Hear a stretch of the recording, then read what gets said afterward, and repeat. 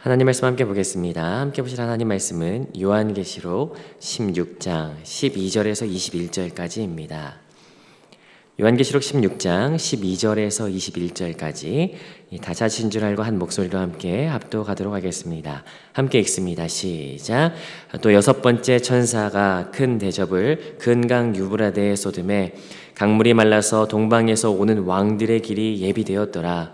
또 내가 보매 개구리 같은 새 더러운 영이 용의 입과 짐승의 입과 거짓 선지자의 입에서 나오니 그들은 귀신의 영이라 이적을 행하며 온 천하 왕들에게 가서 하나님 곧 전능하신 이의 큰 날에 있을 전쟁을 위하여 그들을 모으더라. 보라, 내가 도둑같이 오리니 누구든지 깨어 자기 옷을 지켜 벌거벗고 다니지 아니하며 자기의 부끄러움을 보이지 아니하는 자는 복이 있도다.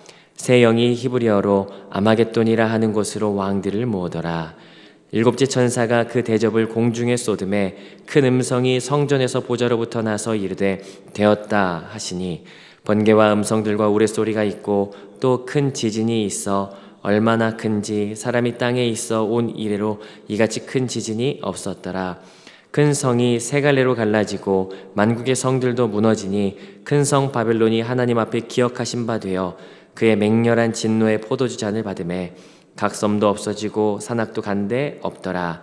또 무게가 한 달란트나 되는 큰 우박이 하늘로부터 사람들에게 내림에 사람들이 그 우박의 재앙 때문에 하나님을 비방하니 그 재앙이 심히 크미러라. 아멘.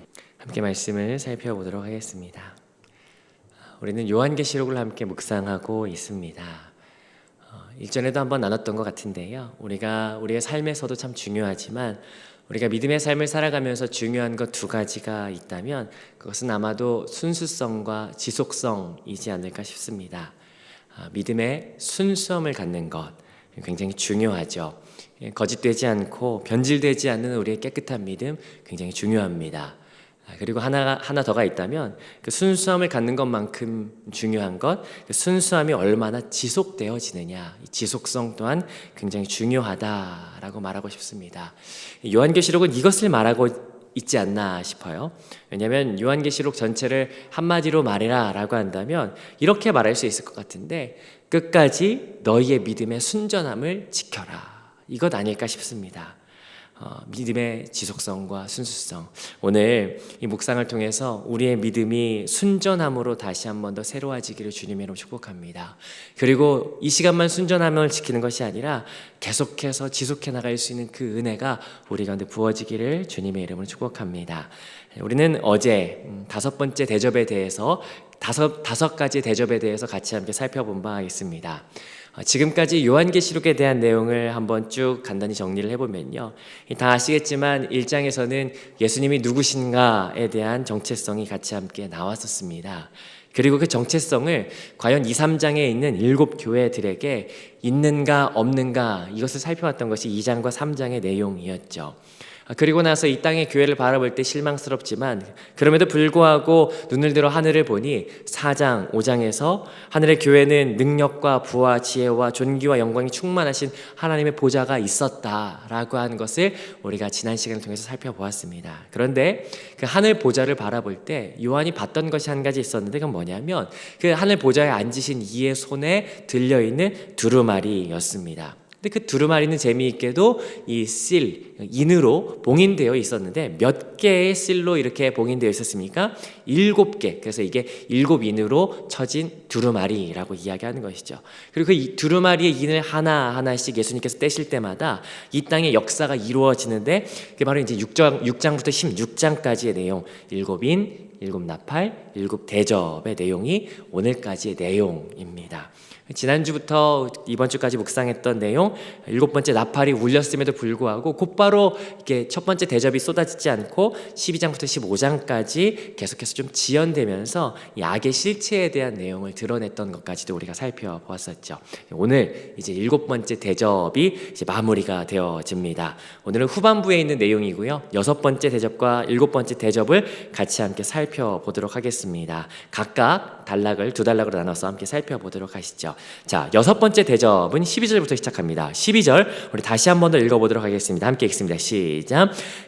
또 여섯째 천사가 그 대접을 큰 강 유브라데에 쏟음에 강물이 말라서 동방에서 오는 왕들의 길이 예비되었더라. 자, 여섯 번째 천사가 하나님의 진노가 가득 담긴 대접을 쏟는데 어디에 쏟습니까? 큰 강 유브라데에 쏟습니다. 그러자 어떻게 되냐면요, 강물이 마르게 되었다라고 이야기하는데요. 한 가지 의문이 생깁니다. 그건 뭐냐면 왜 유브라데에 쏟을까? 지금까지는 땅, 바다, 강과 물 근원, 짐승의 왕좌 이런 데에 쏟았는데 왜 유브라데일까? 이미 강에는 쏟은 바 있습니다. 쏟았던 적이 있었는데 왜 굳이 여기에 다시 쏟을까? 이것은 당시 우리가 이들이 살아갔던 배경을 생각해 본다면 유브라데라고 하는 것은 아마도 우리가 생각하는 임진강과 같지 않을까 싶습니다. 왜냐하면 유브라데 강은요, 당시에 성도들을 박해하고 핍박했던 그 로마와 굉장히 앙숙처럼 지내던 파르티아라고 하는 국가의 접경이 바로 이 강이었기 때문이죠. 파르티아와 로마는 과거에도 그랬지만 이 당시에도 견원지간처럼 서로 으르렁거리고 다투었던 적이 있었던 국가였습니다. 그리고 그들을 가로막는 강이 바로 유브라데 강이었죠. 근데 그 대접을 쏟으니까 어떻게 됐냐면요, 그 강이 말려졌다라고 이야기해요. 안 그래도 이들에게는요, 과거에 이제 폭군이었던 잔혹했던 네로 왕제가 죽으면서 그 당시에 이상한 소문 하나가 떠돌았는데 어떤 소문이었냐면 네로가 죽을 뻔하다가 아주 악질이기 때문에 목숨을 부지해서 살아남고 파르티아로 건너갔다더라. 그리고 파르티아에서 지금 군사 훈련시켜가지고 다시 로마를 칠 준비를 하고 있는데 특히나 파르티아는 말을 타면서 활을 쏘는 그 기술이 굉장히 뛰어났다라고 이야기하죠. 그러니까 아무튼 모르긴 몰라도 이 로마 사람들에게 이런 소문이 있었고 이런 이야기들이 들릴 정도라면 파르티아는 로마 사람들이 굉장히 두려운 존재이며 숙적이었던 것으로 여겨졌던 것이 분명합니다. 자, 그러므로 강물이 말라서 동방에서 오는 왕들의 길이 예비되었다? 이건 어떤 의미냐면 적이 들어올 길이 열렸다라고 하는 것으로 볼 수 있을 것 같습니다. 다름 아닌 성도를 박해할 로마를 칠 적들에 대한 심판으로 보게 되는 것이죠. 자, 그렇다면 여러분 어제 말씀 기억하십니까? 하나님께서 심판하셔도 9절에 보니까 하나님의 이름을 비방해요. 회개하지 않아요. 11절에도 하나님의 이름을 비방하고 회개하지 않습니다. 뭔가 심판이 있을 때 계속해서 저항하는 모습들을 보는데, 자, 이번에는 13절 어떤 저항을 하는지 한번 보시죠. 13절 같이 한번 읽어보겠습니다. 시작.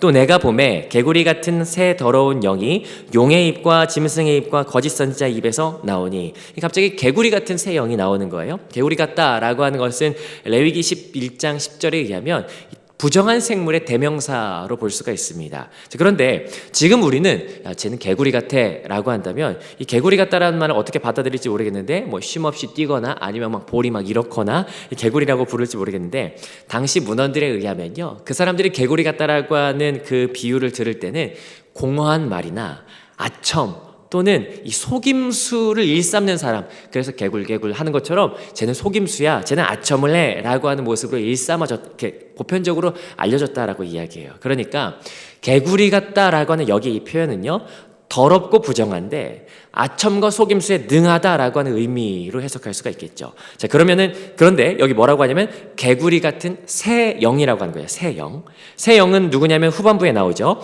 용, 짐승, 거짓 선지자. 이 새 영이 나오는 거예요. 마치 성부, 성자, 성령처럼 삼위일체를 흉내내는 이 악한 영들이 있다. 악한 존재들이 있는데 그 악한 존재들의 입에서 그 영이 나오는데, 그래서 14절입니다. 시작. 그들은 귀신의 영이라 이적을 행하여 온 천하 왕들에게 가서 하나님 곧 전능하신 이의 큰 날에 있을 전쟁을 위하여 그들을 모으더라. 그들은 뭐 하냐면요, 기적을 일으켜요. 이적을 행하죠. 그래서 온 천하 왕들에게 가서 그들을 모았다라고 이야기하는데, 그냥 그 적의 적, 그러니까 우리의 대적을 치기 위해서 준비하고 있는 그 대적들에게까지 가서 그들이 속임수와 부정과 그 모든 개굴개굴하는 그 모든 아첨으로 그들 모두 귀신의 영으로 한 통속 만들어 버렸다라고 이야기하는 거예요. 14절, 왜냐면요 14절 후반부에 보니까 하나님 곧 전능하신 이의 큰 날에 있을 전쟁을 위해, 하나님의 큰 날, 여러분 이런 표현, 이와 유사한 표현 어디에서 본 적 있지 않으십니까? 요엘 2장, 이사야 13장, 스바냐 1장, 아모스, 특별히 예언서들에 보니까 여호와의 날이라고 해서 하나님께서 마지막으로 심판하실 그 날들에 대해서 수많이 이야기하셨었죠.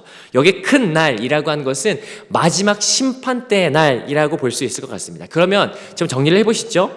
심판 날에 있을 그 날을 위해서 지금 이 악의 권세들이 극렬하게 저항을 하기 위해서 지금 그리스도인을 박해하는 그 대적을 치기 위한 그 대적들조차도 모두 한 통속으로 만들어서 어마어마하게 큰 군대로 만들었다라고 하는 것을 보게 됩니다.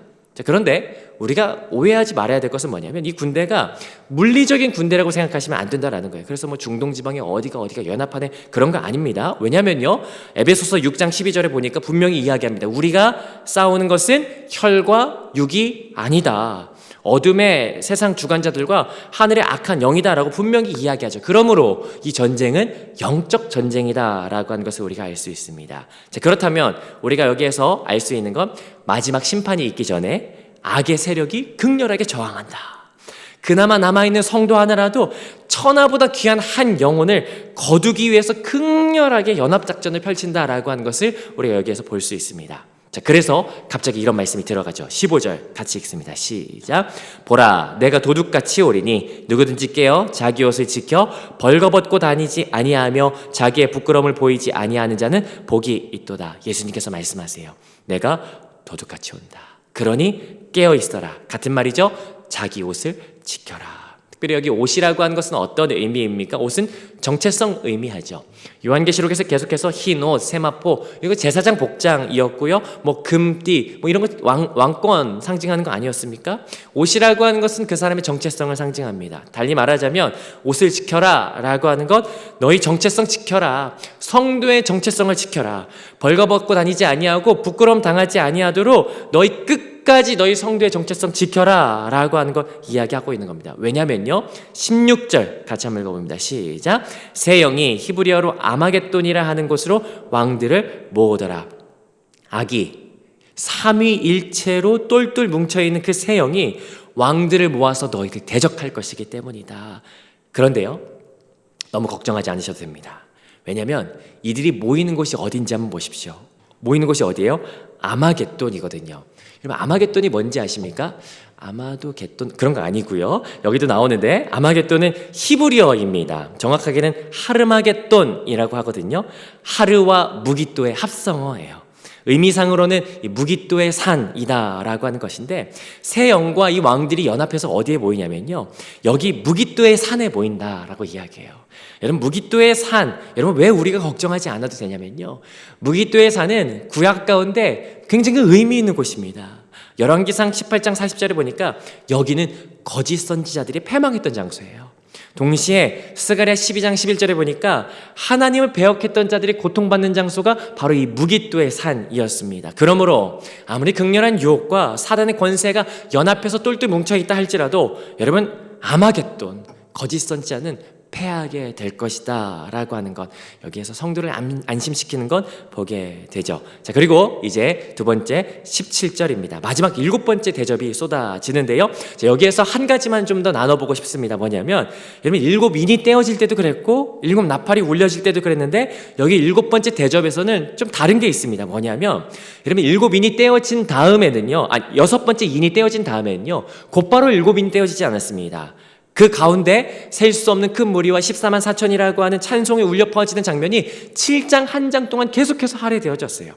6번째 나팔도 마찬가지였어요. 6번째 나팔이 끝나고 7번째 나팔이 바로 올려지지 않습니다. 어떤 내용 들어갑니까? 10장부터 11장까지 요한이 두루마리 먹어버리는 이야기, 두 증인이 들어가는 그런 이야기, 그런 다음에서야 7번째 나팔이 울려집니다. 마치 7번째 인과 7번째 나팔이 울리기 전에는요, 회개하는 시간을 좀 주는 것 같아요. 자, 그런데 대접은 다릅니다. 대접 보십시오. 대접은 6번째 대접이 쏟아진 다음에 17절 눈으로 쓱 보니까 7번째 대접이 바로 쏟아져요. 이게 어떤 의미를 줄까?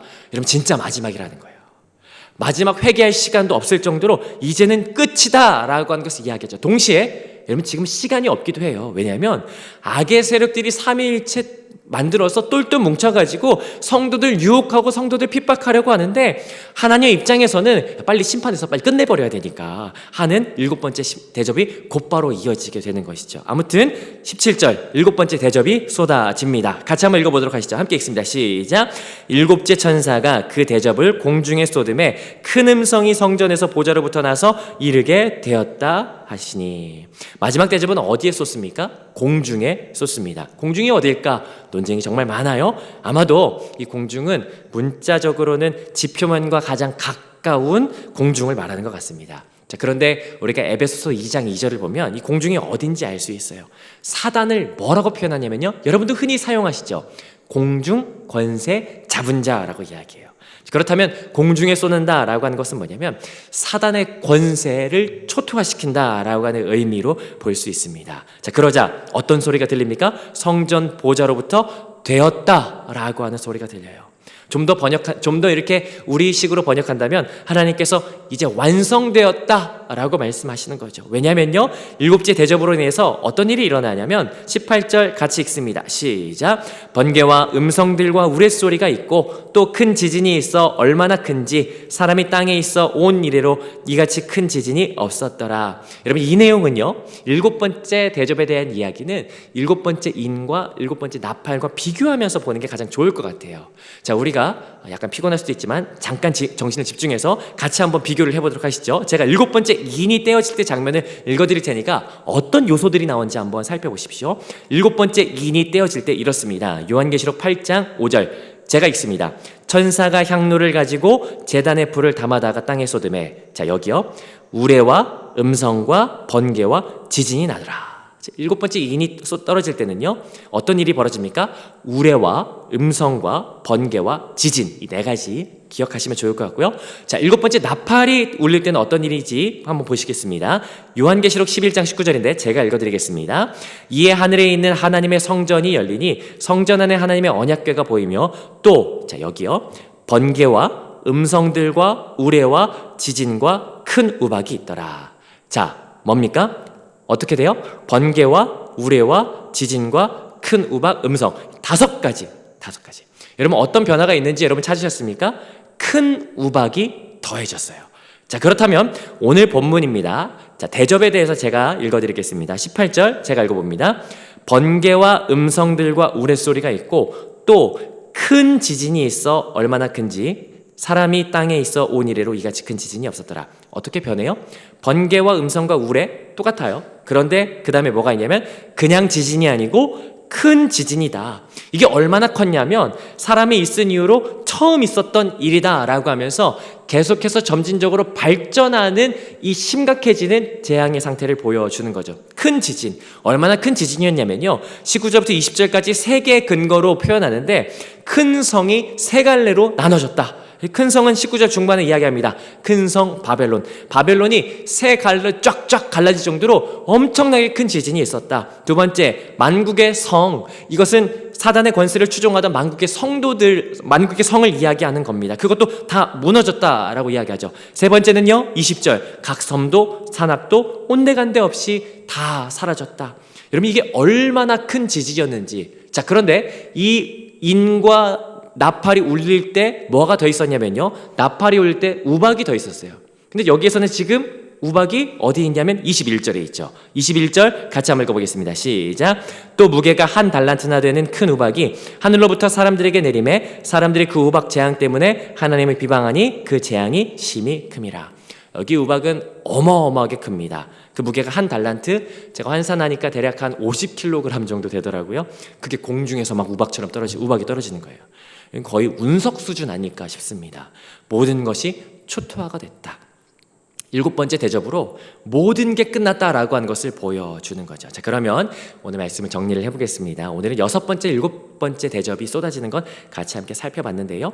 6번째 대접 어디에 쏟아졌습니까? 유브라데 강에 쏟아지면서 그 강 말리면서 사단의 권세 입은 자들을 곤경에 빠뜨렸죠. 그런데 사단의 권세자들이 극렬하게 저항해요. 개구리 같은 영, 아첨하면서 미혹해서 자기들을 공격하던 적들도 다 한편으로 만들어가지고 성도들을 향해서 극렬하게 미혹하고 싸우기 위해서 아마겟돈으로 모였다. 그러나 그게 뭐 소용이 있겠습니까? 7번째 대접이 쏟아짐과 동시에 모든 게 초토화되었다, 모든 게 완성되었다라고 하는 것이 오늘 본문의 내용이었죠.